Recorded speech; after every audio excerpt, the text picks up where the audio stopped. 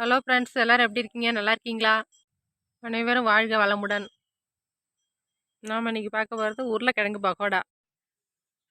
உருளைக்கிழங்கு பக்கோடா செய்கிறதுக்கு 1/2 டம்ளர் கடலைப்பருப்பு, 1/2 டம்ளர் துவரம்பருப்பு அந்த அளவில் எடுத்து 10 நிமிஷம் ஊற வச்சு எடுத்துங்க. உருளைக்கிழங்கு பக்கோடா செய்கிறதுக்கு ஒரு உருளைக்கிழங்கு எடுத்து நல்லா சுத்தம் செஞ்சு அதை வச்சுருக்கோம். அதை நல்லா தோல் சீவி இப்படி எடுத்துக்கிட்டோம். இதை அப்படியே துருவி எடுக்க போகிறோம். இப்படி தோல் நீக்கின இந்த உருளைக்கிழங்கை இதேமாரி நம்ம துருவி எடுத்துக்கிறோம்.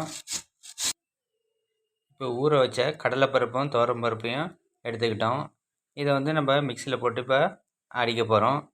இது துவரம்பருப்பு சேர்க்காட்டி கடலைப்பருப்பு மட்டும் இருந்தாலே போதுமானது. இருந்தாலும் துவரம் சேர்க்கும் போது கூடுதலான சுவை கிடைக்கும்.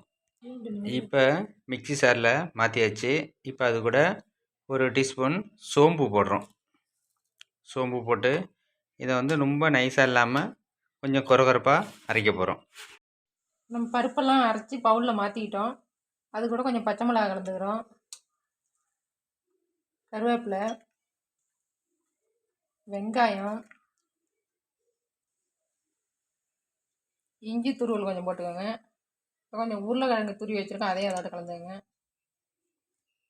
பூண்டு இடித்து வச்சுருக்கோம், அதையும் கலந்துக்கிறோம். அதோட ஒரு ஸ்பூன் உப்பு கலந்து நல்லா மாவை கலந்து எடுத்துக்கிறோம்.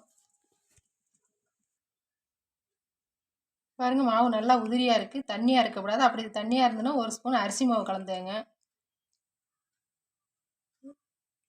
பாருங்கள், எண்ணெய் சூடாகிட்டு அதில் பக்கோடா போட போகிறோம்.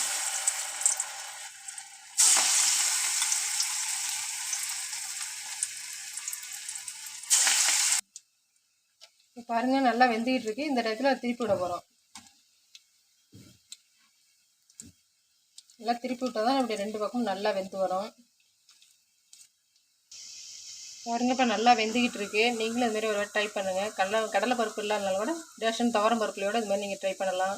எல்லார் வீட்லேயும் உருளைக்கிழங்கு இருக்கும். ஒரு உருளைக்கிழங்கு இருந்தாலே போதும், ஈஸியாக செஞ்சு கொடுத்துடலாம். சிறியவர்கள் முதல் பெரியவர்கள் வரை அனைவரும் இதை விரும்பி சாப்பிடுவாங்க. நம்ம இந்த வீடியோவை தொடர்ந்து பாருங்கள். நம்ம சேனலை சப்ஸ்கிரைப் செய்யுங்கள். அப்போது தான் நாங்கள் போட வீடியோக்கள் உங்களுக்கு உடனுக்குடன் வந்து சேரும். நல்லா வெந்துட்டு இந்த இடத்துல எடுக்க போகிறோம். உருளைக்கிழங்கு பக்கோடா ரெடி ஆகிட்டு, இதை ஒரு கப் காஃபியோடு பரிமாறுங்க. டேஸ்ட்டு வேறு லெவலில் இருக்கும். நீங்களும் ட்ரை பண்ணி பாருங்கள். இப்போ நல்லா வெந்துட்டு இந்த இடத்துல எடுக்க போகிறோம்.